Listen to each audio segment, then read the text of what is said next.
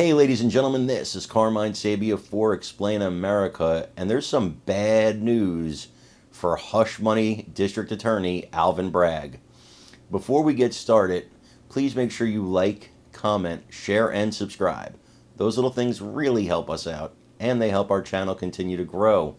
And if you want more in-depth analysis, consider joining us for just 99 cents a month, where we say things we can't normally say on YouTube, and we fight for former President Trump and the traditional American conservative way of life.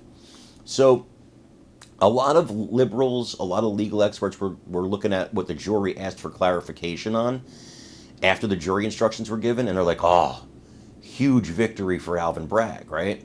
And me not being a legal expert, I didn't know what to believe, right?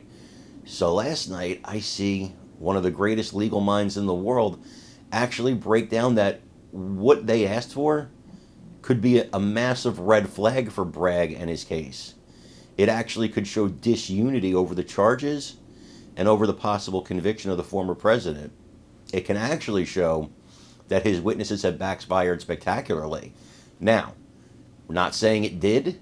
We're not saying that's what they're looking for.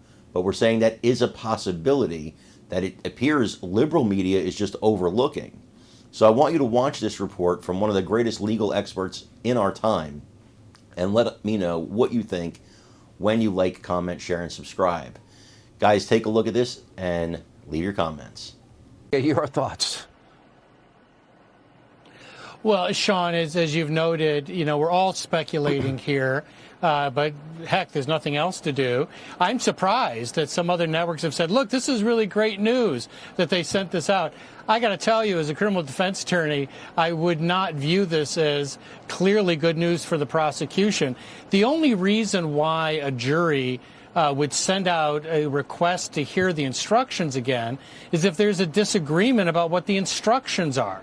That indicates that there may be a conflict with jurors in that room about what their standard is, how they're supposed to look at the evidence. There's various reasons why these particular parts of the testimony would be demanded by the jury. Among them is a rather intriguing one. The judge told the jury that if Cohen lied to any material fact, the jury could disregard all of his testimony.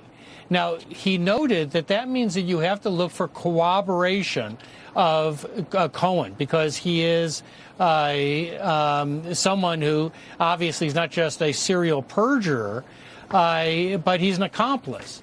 So they happen to have requested the Trump meeting, which the government cited as corroboration for Cohen. So it may have been that they started logically and say, first of all, can we consider anything that Michael Cohen has said?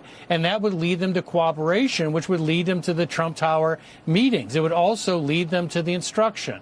Now, is that what's going on?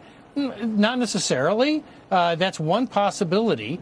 The other possibilities include that they're looking at this evidence and they're trying to figure out what they can establish as fact, not just to insinuate or assume the facts. So I don't consider this such a clearly positive thing for the prosecution. As a defense attorney,